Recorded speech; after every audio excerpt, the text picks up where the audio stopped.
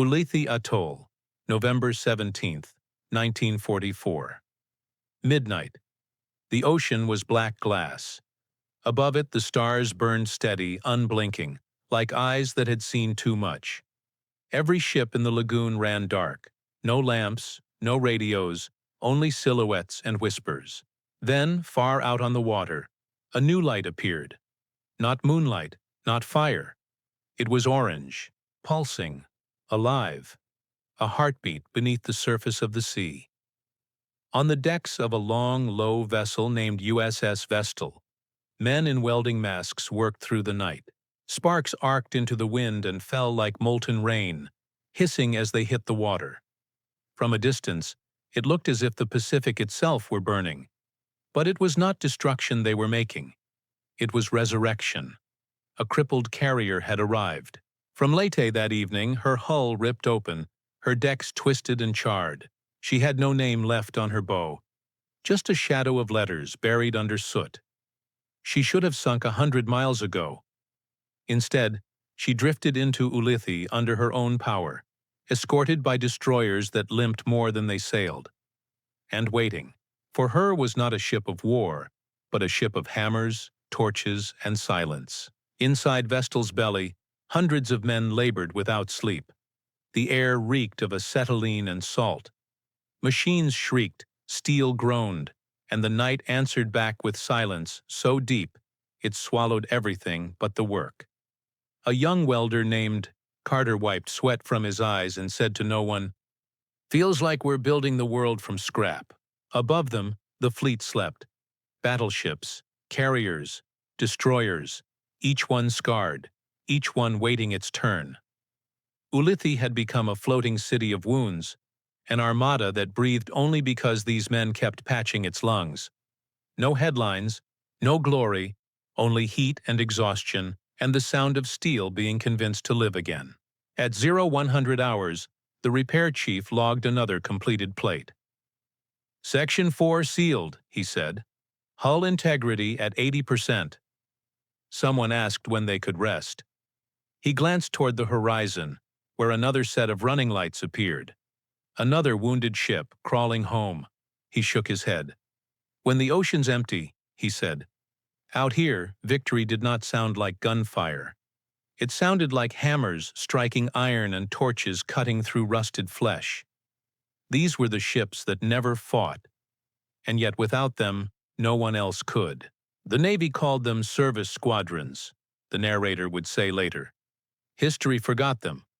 But every time a ship returned to battle, a ghost from Ulithi went with it. That night, as the sparks flew higher, and the sea glowed like a forge, a quiet truth settled over the atoll. America's deadliest weapon was not firepower. It was endurance. By the end of 1944, the Pacific had become a machine too vast to stop. Every island, every reef, every harbor now served a single purpose: to keep the fleet alive long enough to reach Japan.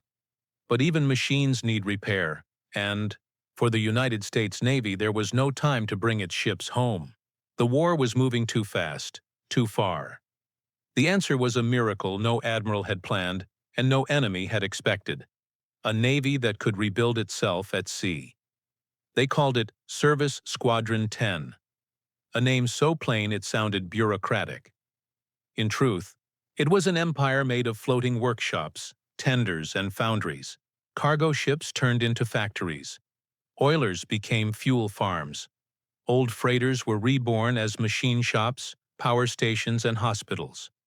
Together they formed a city of metal and labor that followed the war wherever it went.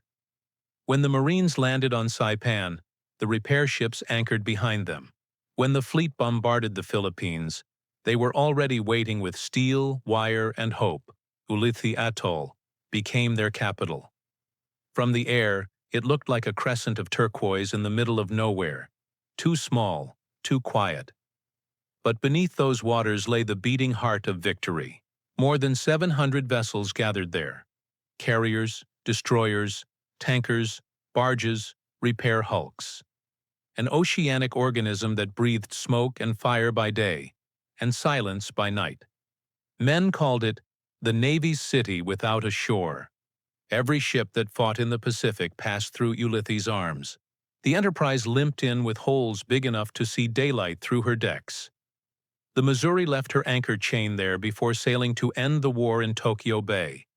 And around them, nameless crews kept the world turning.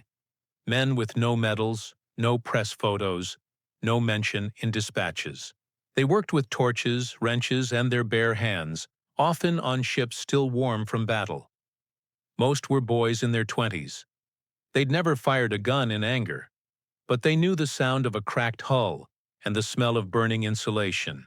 They learned to weld underwater, to patch fuel lines while flames danced overhead, to rebuild engines from parts that hadn't existed the week before. To them, war wasn't glory. It was deadlines. There were no parades for Service Squadron 10. No battle stars, no sweeping speeches. Their victories were measured in hours saved, in ships that sailed again before dawn. They were the ghost mechanics of the Pacific, keeping an empire of steel from collapsing under its own weight. Every explosion in Leyte, every sortie off Okinawa, every shell fired at Iwo Jima, all of it depended on men whose names never left the logbooks. As one admiral said later, "We didn't just build a fleet, we built a way to keep it alive." And that, more than any bomb or battleship, was what ended the war. Out in the lagoon, Vestal's sparks still rose against the black sky. One ship finished, another arrived. The crews worked without pause, their only light the fire they made with their hands. For them, the front line wasn't a place, it was a duty that never slept. At 1900 hours, a signal flashed across the Ulithi Channel. Incoming vessel, critical damage, priority 1. Every welder, mechanic, and engineer aboard the repair ship stopped what they were doing. They knew what that signal meant. Another giant was coming home half dead. Out on the horizon, the outline of a carrier appeared, faint against the dying light. Her flight deck was a wound of twisted metal. Smoke rose from her stern like a memory that refused to fade. It was the USS Bunker Hill, struck weeks earlier off Okinawa, and still bleeding from the effort of staying afloat. The destroyer escort that guided her in had no voice left, just a signal lamp blinking urgency. Tugs moved out to meet her, their engines growling low like beasts of burden. The radio channels filled with clipped voices, coordinates, and calm commands that hid the truth.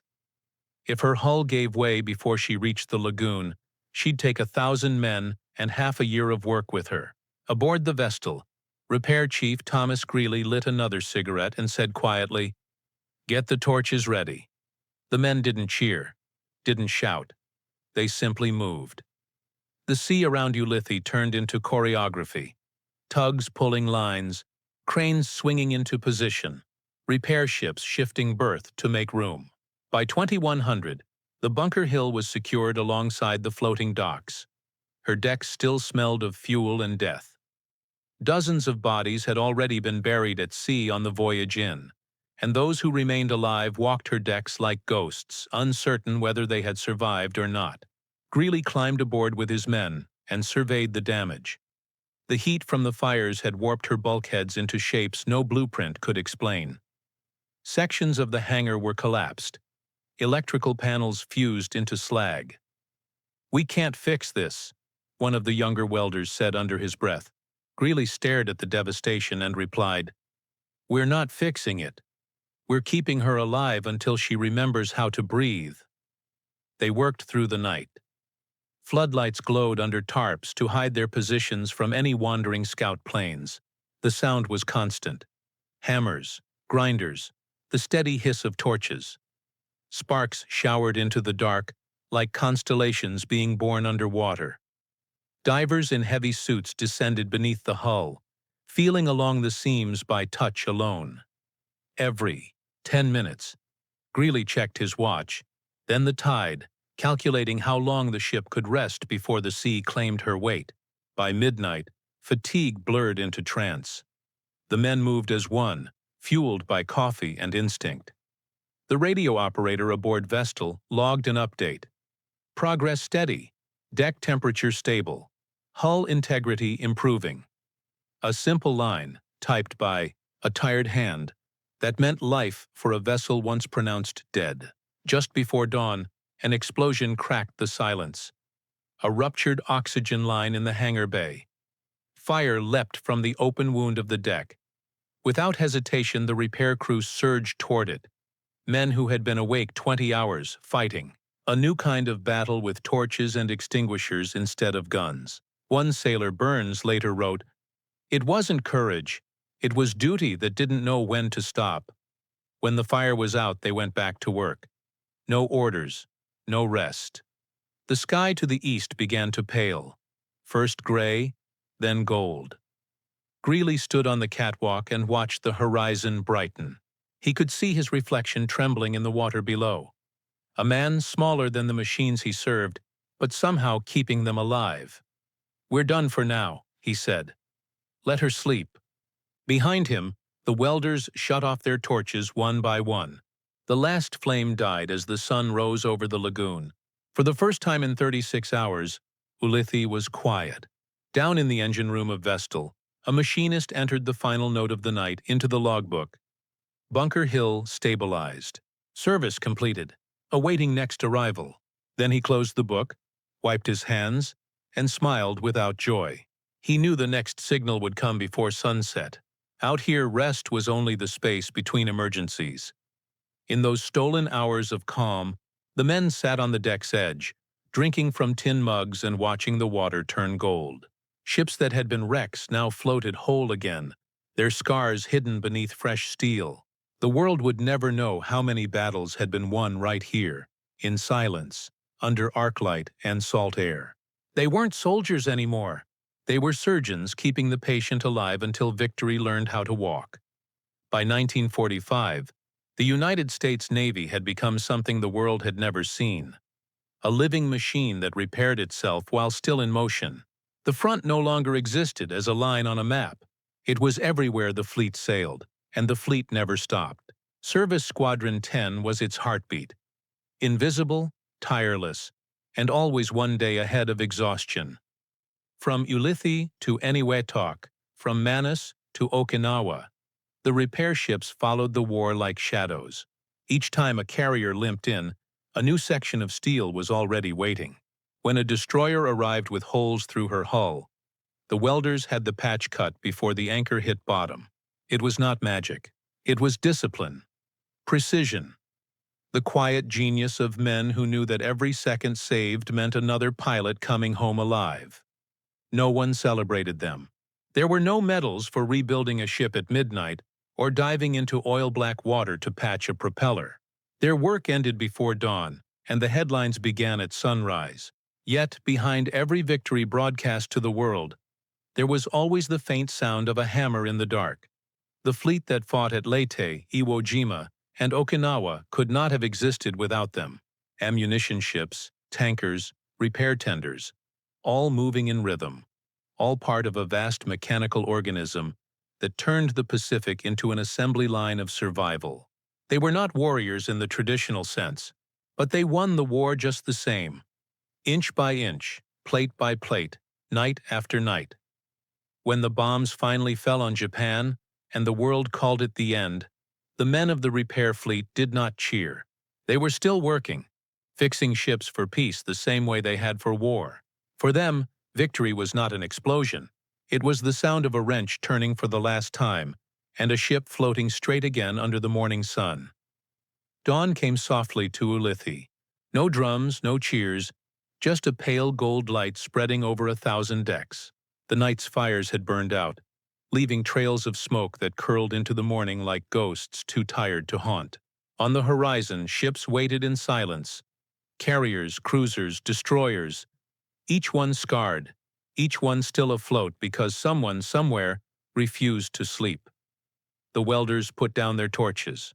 The machinists cleaned their hands with rags that would never come clean again. From above, the lagoon looked calm, but the water carried the reflection of everything that had happened in the dark. Sparks, smoke, and sweat turned to memory.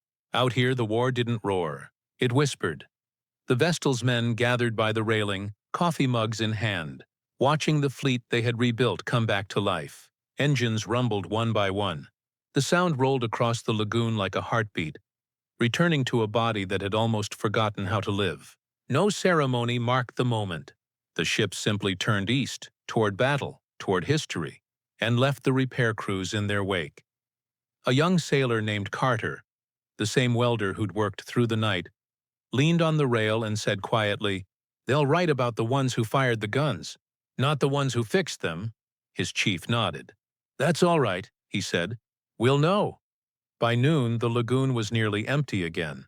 Only the repair ships remained, silent, patient, surrounded by the faint smell of burned steel and salt.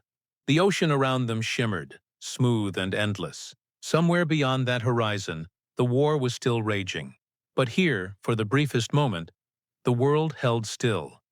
When the reports reached Washington, they fit on one page. No names, no drama, just numbers, vessels serviced, missions completed, losses minimal. The war would end soon. The world would move on. But for those who had lived it, Ulithi would always be the place where victory was built by hand. As night returned, the lagoon darkened once more. The torches would light again soon. New ships, new wounds, the same silence. And in that silence, the sea itself seemed to whisper a kind of benediction. Not all heroes fight. Some repair what fighting breaks. If stories like this remind you that history's quietest victories were built by hands no one remembers, subscribe, hit the bell, and join our crew. Every day, we uncover another moment when the world was saved. Not by noise, but by endurance.